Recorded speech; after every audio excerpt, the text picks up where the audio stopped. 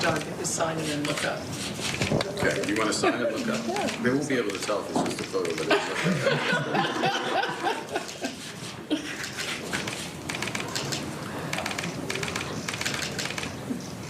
All right. There we go. Good penmanship. Lost art. Excellent. Do the top. Is that how he does it? Yeah, just I think you got a little thumbs up. He reads his signatures too. Yeah. Do you want to stand and do one as well?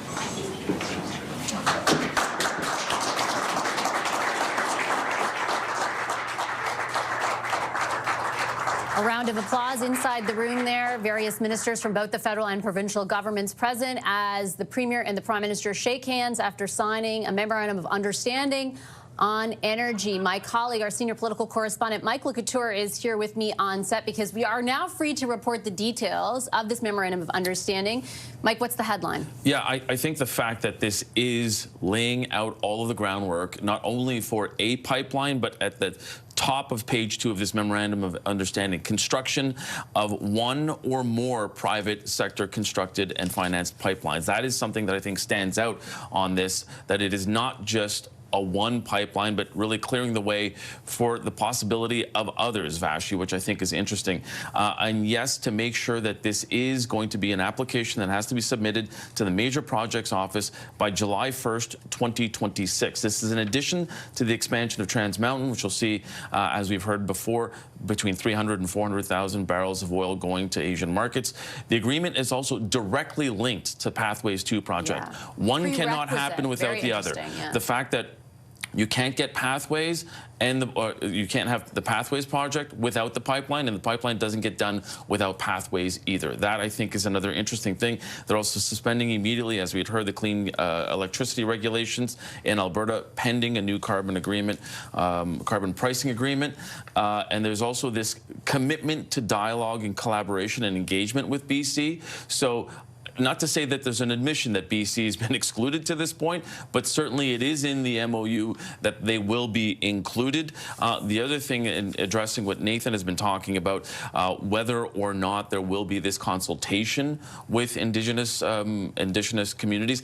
There has been, in the background briefing that reporters got, they said that they're mindful that we have to work collaboratively with both Indigenous people across Alberta and BC, as well as the BC government. So understanding that that has maybe not happened up until this point, but back to the tanker ban, which I think is the interesting thing here, that a lot of people will say that is the thing that I know that Danielle Smith, the Premier of Alberta, has said is key. That is the last step in all of this.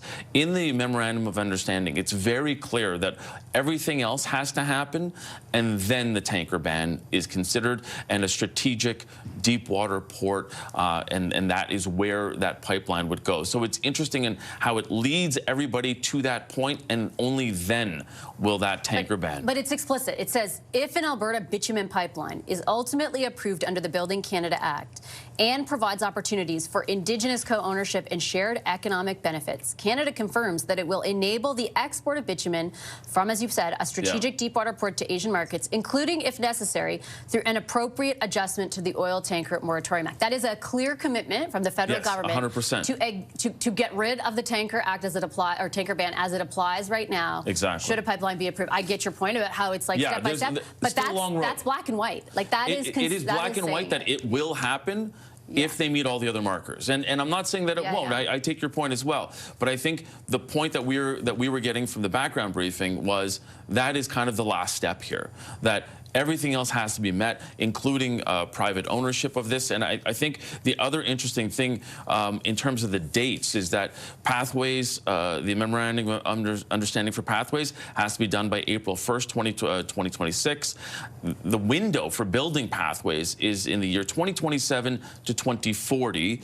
And so one of the questions was, okay, when are shovels going to be in the ground for an actual pipeline? When can we expect that?